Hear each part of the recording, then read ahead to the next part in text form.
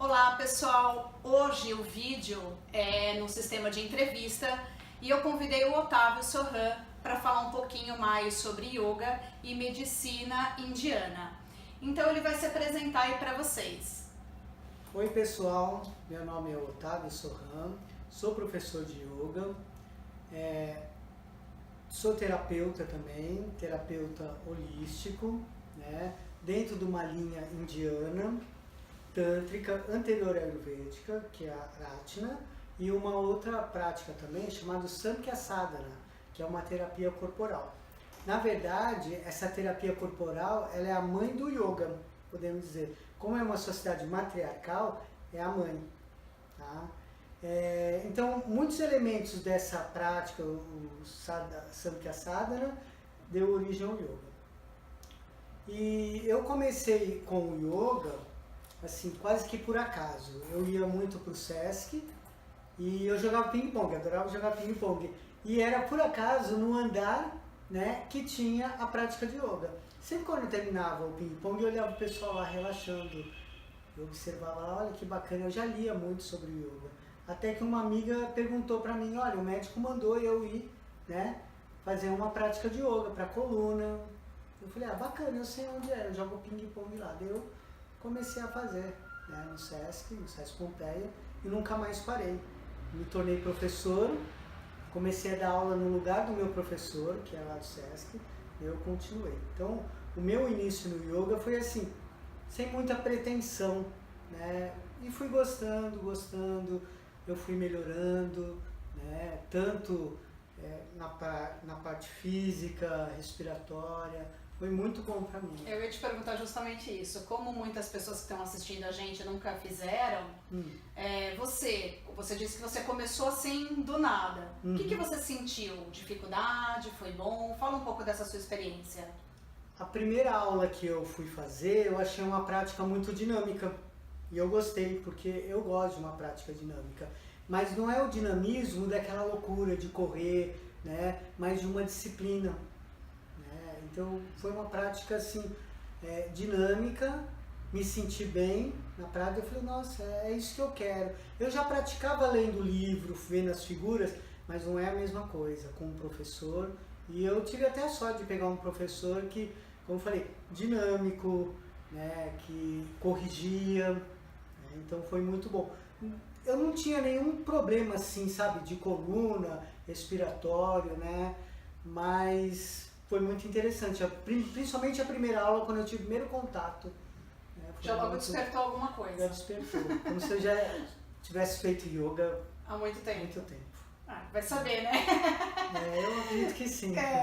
Otávio, conta um pouquinho pra gente sobre a história do yoga e os benefícios. Legal.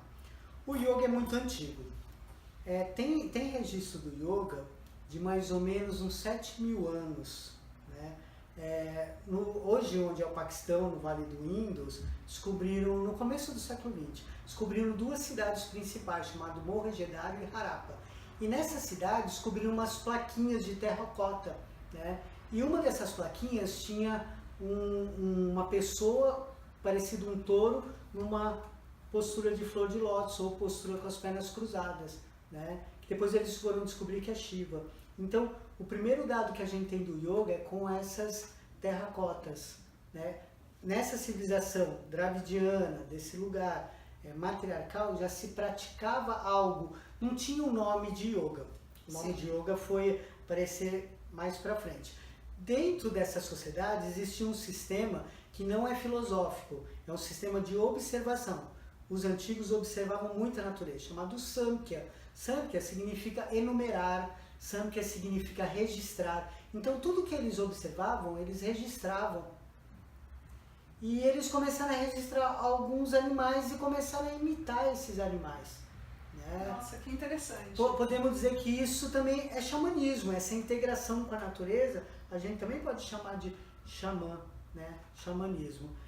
E o yoga foi sempre dado, né? Sem ter registro, sempre falando, né? O mestre passando para os discípulos.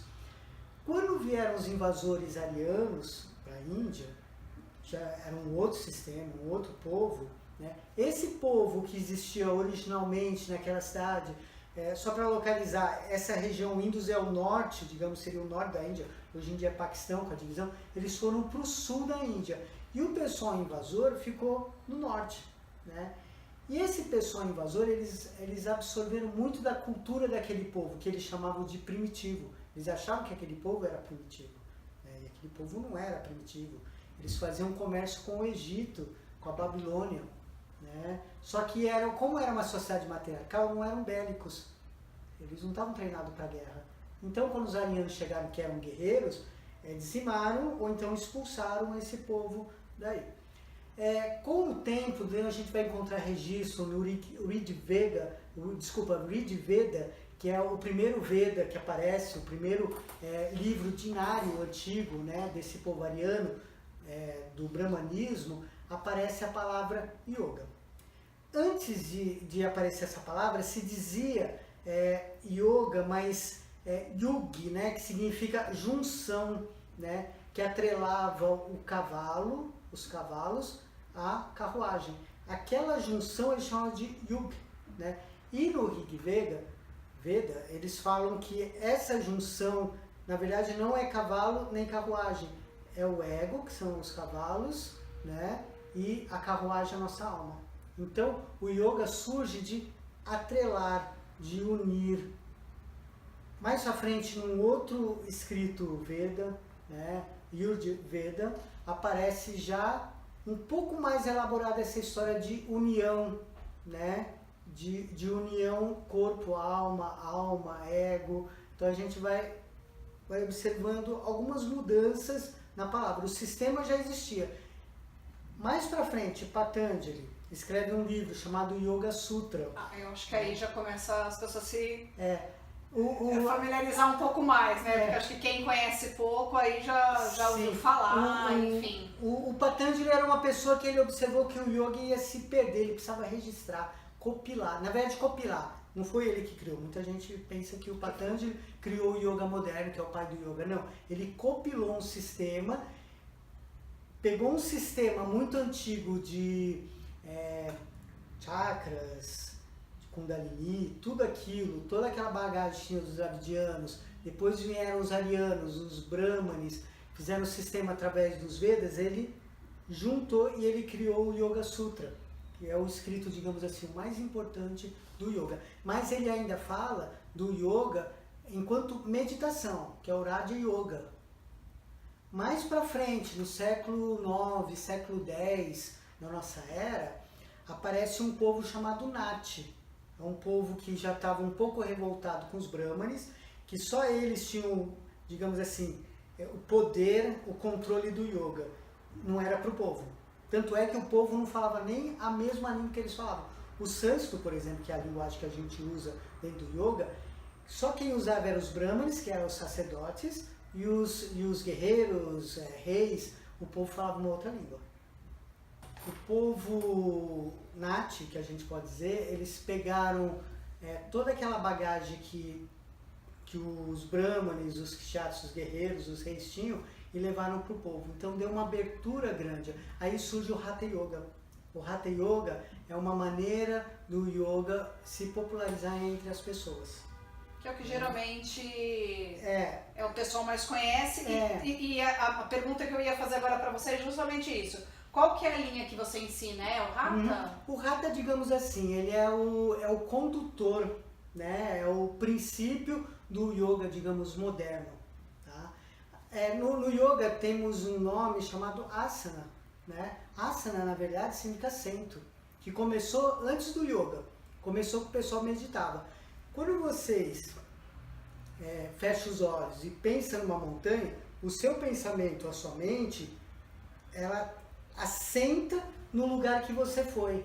Esse lugar chamado assento era tido na meditação, que depois do yoga, com o Hatha Yoga, ele foi pegar essa palavra, né? Escolher um lugar, escolher um assento confortável, né? Na qual a sua mente se adequa. Porque yoga também significa adequação, significa adaptação. Aí surge o termo asana, né? Aí surge a maneira como nós hoje em dia no yoga chamamos os asanas. Então você faz uma postura, que são esses asanas, esse assento, e o seu pensamento, a sua mente, ela assenta naquela postura, e aí você fica, né? Então podemos dizer que o Hatha Yoga é um sistema de asanas, de posturas, né? Posturas tanto para equilíbrio, alongamento, fortalecimento. E é esse, né? que você utiliza? É esse que eu utilizo, que eu acho que todas as linhas modernas utilizam, a não ser o Raja Yoga, como eu falei antes, que é mais relacionado à meditação, Tá. que também tem as posturas, que são esses asanas. Tá. Bom? Agora, entrando um pouquinho já na medicina indiana, vou te fazer uma pergunta, que eu acho que é dúvida de bastante gente. É verdade que tomar água morna com limão equilibra o nosso pH? Sim, equilibra. Deixa eu explicar por que equilibra. O limão, né, segundo a medicina indiana, e a medicina que eu sigo chama Rachna, não é ayurvédica, Tá. né? Ela é anterior à ayurvédica, que deu origem à ayurvédica, nessa frente, é dravidiana. Eles acreditam que o limão, quando entra no nosso organismo, é ácido fora, dentro do nosso organismo ele é alcalino. Então ele dá uma harmonizada, digamos, no pH, né? Mas o limão e a água morna, tanto um quanto o outro, também tem outras funções. A água morna não vai reter muito no teu estômago, tá? Depende do propósito, depende da temperatura, ela vai ou para o fígado ou para o intestino. Tá? Tá. E o limão é excelente para limpeza, né? Para mucosidade, né? Que se forma principalmente na região do intestino. Então sim, além de você mexer no pH, trabalhar o seu fígado, fazer a limpeza lá no intestino, você vai sentir uma melhoria tanto no seu comportamento quanto organicamente. Tá.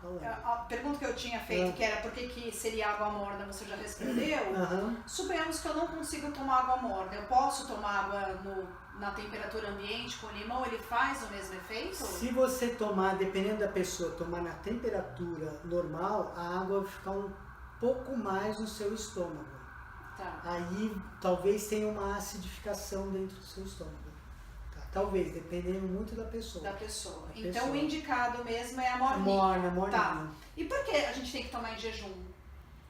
Em jejum, por conta dos glóbulos brancos, da fagocitose. Quando você tem alimento no teu organismo, o seu fígado, por exemplo, vai trabalhar, vai metabolizar, e geralmente a gente toma água morna de manhã.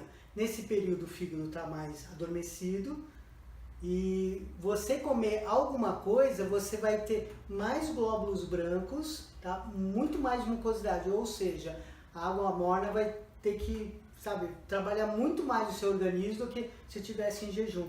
Tá. Jejum, seu organismo está um pouco mais puro, mais fresco para receber água morna. Tá. E deixa eu perguntar, como que surgiu essa medicina indiana? Olha, surgiu com esse povo, a medicina Rachna, né? Rachna significa joias, né? Joia, que são nossos órgãos internos, né? Nossos sistemas, são as nossas joias, nós precisamos cuidar dessas joias. Surgiu com o povo dravidiano, né? Que eu falei, o mesmo que surgiu o yoga, tá? Muito antigo, também com o Samkhya, que significa enumeração, eles registravam. Surgiu através da observação desses povos antigos, né? Geralmente esses povos eram vegetarianos, né? Não eram caçadores, eles tinham agricultura muito forte, na qual as mulheres tomavam conta, né? O sistema deles, não existia sistema de casa nem nada, era todo mundo igual, e as mulheres tinham, como posso dizer assim, a administração era das mulheres dessas cidades. A gente pode observar, fazendo um paralelo, que é contemporâneo, o Egito, né, Babilônia, com palácios imensos, né? Então, muito mais preocupado em suntuosidade do que esse povo matriarcal. Eles são muito mais preocupados com a saúde, com a alimentação, com a qualidade de vida do povo, né?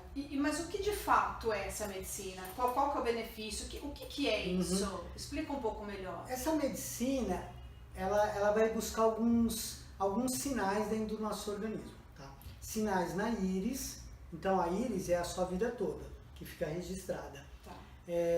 Na sua unha, principalmente, né? Então 3 meses da sua vida vai estar registrado na unha. Verdade. 3 meses. Mas é na mão ou no pé ou nos no dois? no pé não é aconselhável, porque o pé sempre está num ambiente fechado, né? Que é o sapato, o tênis, sempre tem batida, micose, então das mãos, né? Principalmente das mãos. E a língua. Só que assim, tudo isso você tem que prestar muita atenção, porque às vezes você teve alguma afecção, alguma doença, alguma coisa na infância, marcou na íris. Você não vai ter mais, mas está marcado na íris. E se você não falar pro terapeuta, ele vai achar que pode ser que vai ter alguma coisa ou que você está tendo.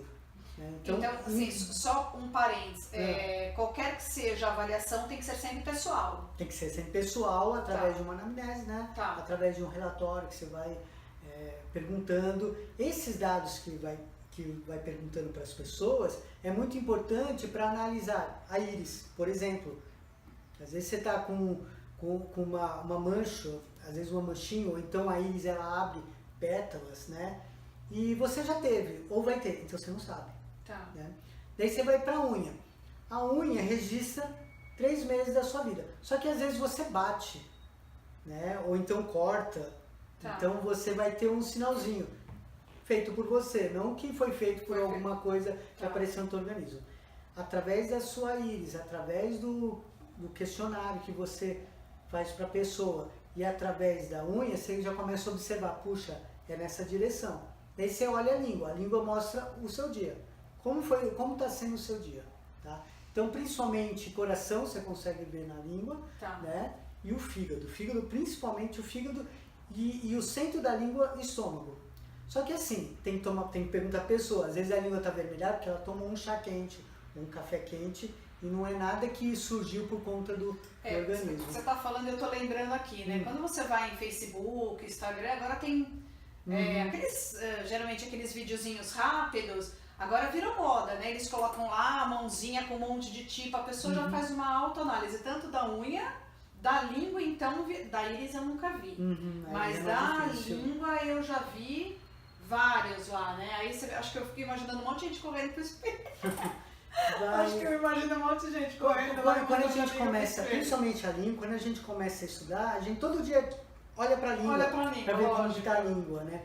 Eu, por exemplo, eu sou muito ligado na medicina indiana, chama de Rajas, né? Ou então Pitta, muito ligado ao elemento fogo. Então, a minha língua, ela quebra no meio por conta de acidez. É muito ácido, por exemplo, um vinho, berinjela, gengibre, né? Mas eu sei disso daí. Né? E se a pessoa, digamos, nesses vídeos, ela precisa pegar uma espátula, precisa analisar também como que tá, se tem mucosidade. Então é uma coisa um pouco mais complexa do que olhar em internet. Né? Pois Você precisa de uma pessoa para te auxiliar. Uma pessoa estudada, inclusive, pessoa que né? Tá mais apurada, né? Para entender, no meu caso, os gunas, né? Que são as qualidades.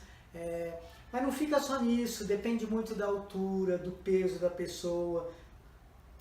Todo esse conjunto para perceber o que a pessoa tem.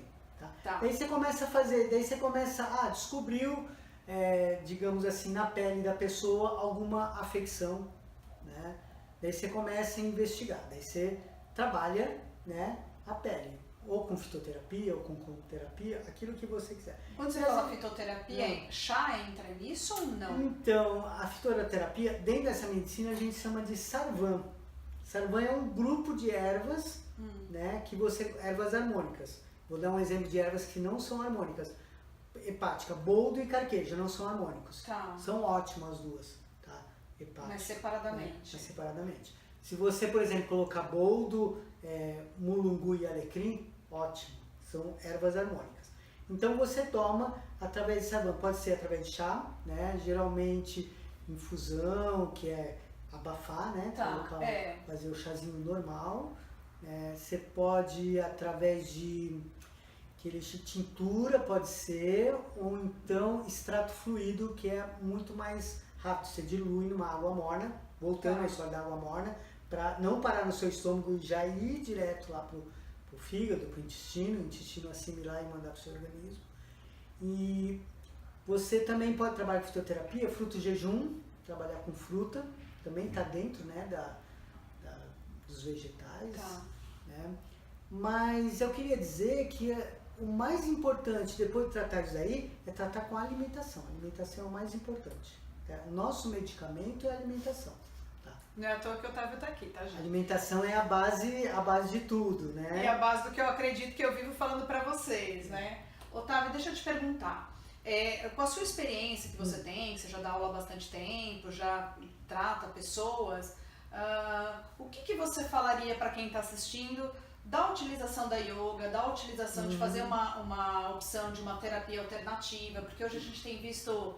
É uma loucura, né? Assim, as pessoas muito... Não estou dizendo que a gente pode substituir a alopatia, mas assim... Tudo corre para a alopatia sem, às vezes, nem pensar em alguma outra alternativa. Coisas simples, como uma dor de cabeça, uma cólica, que não tá tão loucura. Assim, a pessoa já corre pro remédio, porque isso já virou um hábito nosso, né? Então, assim, o que você falaria para essas pessoas? Em primeiro lugar, acredito, dentro da prática do yoga ou das terapias, é o autoconhecimento.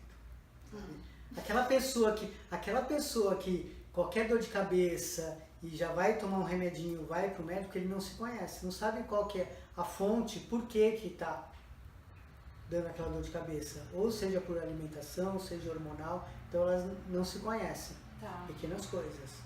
Né? Então, o principal seria isso, ter autoconhecimento através de uma prática de yoga, né, principalmente, você vai perceber alguns sinais, né, que na verdade são seu autoconhecimento, vocês conhecem. Eu sei que, se eu comer tal coisa vai me fazer mal, tá? Eu sei que se depois de um certo horário vai me dar dor de cabeça, ou dor de estômago. Sim. Não precisa se entupir de remédio. E o que acontece às vezes quando se medica, né, por conta, ou mesmo vai procurar um médico, você começa a camuflar alguns sintomas, aí você perde esse autoconhecimento. Eu acredito que você tem que buscar alopatia numa emergência, quando não tem mais jeito. Eu costumo dizer que a medicina, digamos, alternativa, seja a naturopatia, essa holística, medicina chinesa, indiana, é preventiva, você tem que prevenir sempre. A prevenção é a coisa mais importante.